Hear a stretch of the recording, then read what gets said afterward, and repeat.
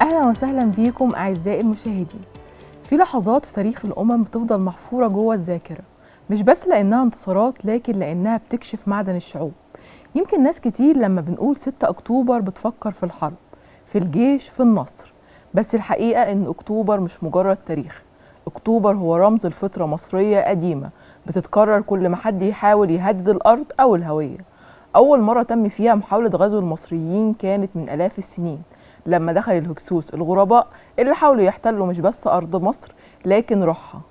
وقتها المصري حس بالخطر لأول مرة، حس إن في حاجة بتهدد وجوده، ومن اللحظة دي اتولد عنده الإصرار اللي بيفضل ثابت لحد النهاردة. الأرض مش بتتساب والكرامة مش بتتساوم. النهاردة واحنا بنحتفل بانتصارات أكتوبر، عايزين نفتكر إن المعركة دي ما كانتش أول مرة المصري يحارب فيها، لكنها كانت استمرار لحكاية قديمة جدا بدأت من أحمس وفضلت مستمرة معاه لحد السادات. والنهاردة معانا ضيف مميز جدا جمع بين التاريخ والفن والأدب، بيقرأ الماضي بعين مختلفة، دكتور شريف شعبان، الكاتب والمؤرخ الفني وخبير الآثار المصرية، علشان نرجع معاه بالزمن لورا، عشان نعرف من الهكسوس لسينا ونشوف ازاي المصري عمره ما عرف يعني ايه هزيمة.